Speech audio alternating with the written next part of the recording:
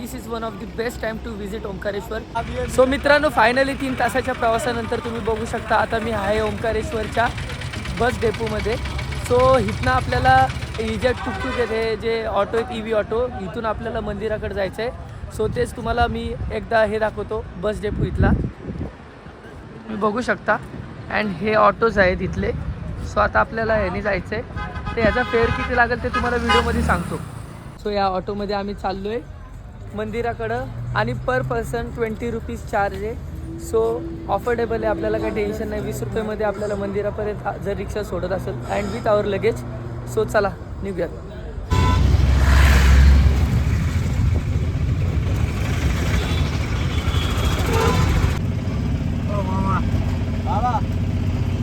So finally काय 1.5 दिवसाच्या प्रवासानंतर आम्ही पोहोचलो सक्सेसफुली ओंकारेश्वरला. This is one of the best time to visit Omkareshwar. तुम्ही रश काहीच नाही आहे, बघू शकता काहीच गर्दी नाही आहे. So this is best time to visit. So पटपट प्लॅन करा आणि आपल्या फॅमिलीसोबत फिरायला आहे. हे बघा नर्मदा नदी.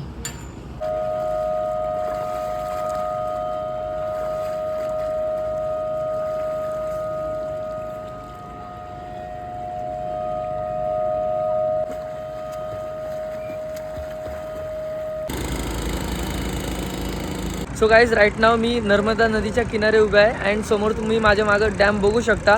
सो आता पाण्याचा प्रभाव वाढला आहे आणि इथं समोर ज्योतिर्लिंग आहे, ओंकारेश्वर ज्योतिर्लिंग. सो आपण तिथं आता दर्शनासाठी जाणार आहे आपण. अँड गाईज इथं मान्यता अशी आहे की जर तुम्ही नर्मदा नदीमध्ये स्नान करता त्याच्यानंतर तुमच्या मागं जी दरिद्री लागली असते, तुमच्यावरती जे लोक करनिटोनी करता, सर त्याच्यामधनं तुम्ही मुक्त होता. मित्रांनो, हे जे माझ्या हातामध्ये तुम्ही कंकर बघताय, पीस ऑफ स्टोन, हे मी नर्मदा नदीमधनं कलेक्ट केलेत. नर्मदामधनं तुम्ही जर हे कलेक्ट करता आणि घरी नेता तर तुमची सुख संपत्तीमध्ये ग्रो होतो आणि ह्याला अभिषेक घालायची गरज नाही. हे डायरेक्ट तुम्ही ह्याची पूजा करू शकता. ह्याचा जो शेप आहे हा शिवलिंगसारखा आहे. सो मी ह्याची पूजा करणार आहे घरी नेऊन आणि माझ्या स्टोअरमध्ये ठेवणार आहे. तर मित्रांनो, इन्फॉर्मेटिव्ह ब्लॉग कसा होता कमेंट करून नक्की सांगा आणि फॉलो करा मला अपकमिंग व्हिडिओ बघण्यासाठी. तुमच्या भावाला सपोर्ट करा. भेटूयात न्यू व्हिडिओमध्ये.